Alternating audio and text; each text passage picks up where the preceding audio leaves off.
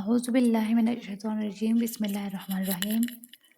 آج ہم فتوحات مکیہ سے اخذ شدہ کتاب معرفت قیامت، تحقیق و ترجمہ ابرار احمد شاہی میں صفحہ نمبر 34 کا مطالعہ کریں گے۔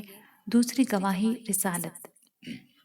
جیسے میں نے اللہ سبحانہ و تعالی، اس کے فرشتوں، اس کی ساری مخلوق اور تمہیں خود پر گواہ بنا کر اس کی توحید کا اقرار کیا، اسی طرح میں اس سبحانہ، اس کے فرشتوں اور اس کی ساری مخلوقات اور تمہیں اپنے نفس پر بھی گواہ بناتا ہوں کہ میں اس کی چنندہ اور مختار ہستی، جسے اس نے اپنے نور سے بنایا، یعنی ہمارے سردار محمد صلی اللہ علیہ وآلہ وسلم پر ایمان لایا، جسے اس نے تمام انسانیت کی طرف ومبشرا ونذیرا وداعیا الی اللہ باذنہ وسراجا منیرا، سورہ احزاب آیت نمبر 45-46۔ خوشخبری اور ڈر سنانے والا اور اس کے حکم سے اسی کی طرف بلانے والا رسول اور ایک روشن چراغ بنا کر بھیجا۔ سو آپ نے وہ پیغام آگے پہنچایا جو آپ کے رب نے آپ کو امانتاً دیا۔ حجت الوداع میں حاضرین سے مخاطب ہوئے تو واعظ فرمایا، انہیں متنبہ کیا اور خوف دلایا، بشارت سنائی اور ڈرایا، پھر وعد و وعید کے بارے میں بتایا۔ یہ ابر رحمت گرجا اور کھل کر برسا، اور واحد الصمد کے اذن سے کی گئی اس تلقین کو کسی ایک فرد سے خاص نہ کیا، بلکہ فرمایا، کیا میں نے پیغام پہنچا دیا؟ وہ بولے، پہنچا دیا یا رسول اللہ۔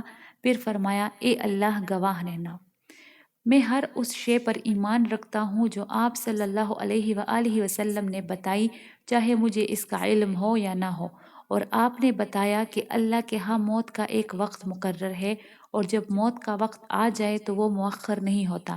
میں اس بات پر ایمان رکھتا ہوں، ایسا ایمان جس میں شک و شبے کی کوئی گنجائش نہیں، جیسا کہ میرا یہ بھی ایمان اور اقرار ہے کہ قبر میں 2 فرشتوں کا سوال حق ہے، عذاب قبر حق ہے، اجساد کا قبور سے اٹھائے جانا حق ہے، اللہ کے حضور پیشی حق ہے، حوض بھی حق ہے اور میزان بھی حق ہے، اعمال ناموں کا اڑنا، پل صراط، جنت اور دوزخ بھی حق ہے، ایک گروہ کا جنت میں آنا اور دوسرے کا جہنم میں جانا بھی حق ہے، اسی طرح ایک گروہ پر روز قیامت کی سختیوں کا ہونا بھی حق ہے، جبکہ دوسرا گروہ لا يحزنهم الفزع الاکبر، سورہ انبیاء آیت نمبر 103، اس عظیم سختی سے بے فکر ہوگا۔ اسی طرح ملائکہ، انبیاء اور مومنین کی شفاعت اور شفاعت کے بعد ارحم الراحمین کا اپنی مشیت کے مطابق کسی کو آگ سے نکالنا بھی حق ہے۔ پھر مومنین میں سے کبیرہ گناہ کرنے والی ایک جماعت کا دوزخ میں جانا اور بسبب شفاعت و احسان اس سے باہر آنا بھی حق ہے۔ مومنین اور موحدین کا جنتوں اور نعمتوں میں سدا رہنا بھی حق ہے، اور اہل دوزخ کا دوزخ میں ہمیشہ رہنا بھی حق ہے۔ اسی طرح ہر وہ بات جو اللہ کی کتابوں میں آئی یا اس کے رسولوں نے بتائی، چاہے وہ لا علمی کی نظر ہوئی یا علم میں سمائی، وہ بات بھی حق ہے۔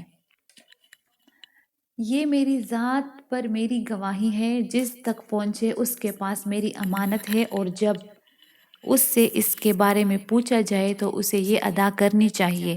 اللہ ہمیں اور تمہیں اس ایمان سے فائدہ پہنچائے اور اس جہان فانی سے اس جہان باقی میں جاتے وقت اس پر استقامت نصیب فرمائے، ہمیں وہاں عزت اور رضا کے گھر میں ٹھہرائے۔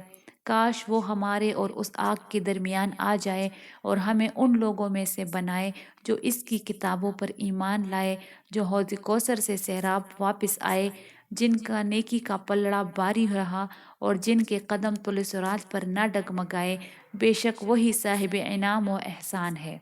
الحمدللہ الذی ہدانا لہذا وما کنا لنہتدی لولا ان ہدانا اللہ لقد جاءت رسل ربنا بالحق، سورہ اعراف آیت نمبر 43۔ سب تعریف اللہ کی جس نے ہمیں یہ راہ دکھائی، اور ہم خود سے یہ نہیں جان سکتے تھے جب تک کہ ہمیں اللہ نہ بتاتا۔ بے شک ہمارے رب کے رسول حق بات لے کر آئے۔ یہ اہل اسلام کے عوام کا ملحظ اور مختصر عقیدہ ہے، جن میں اہل تقلید اور اہل عقل دونوں شامل ہیں۔ اور جہاں تک عقیدہ خاص الخاص کی بات ہے تو میں نے یہ متعین کر کے نہیں لکھا کیونکہ اس میں گہرائی ہے، بلکہ اسے اس کتاب یعنی فتوحات مکیہ کے ابواب میں پھیلا دیا، مگر اس کے تمام پہلوؤں کی وضاحت بھی کی ہے۔ لیکن جیسا کہ میں نے پہلے کہا، یہ متفرق ہے، سو جسے اللہ نے اس کی فہم عطا کی تو وہ اسے جان لے گا اور دیگر باتوں سے جدا کر کے پہچان لے گا، کیونکہ یہ علم حق اور قول صدق ہے، اور اس کے بعد تو کوئی خواہش نہیں۔ اس میں نابینا اور بینا برابر ہے۔ یہ دور والوں کو قرب والوں سے ملاتا اور کم مرتبت کو اعلیٰ مرتبت سے جوڑتا ہے۔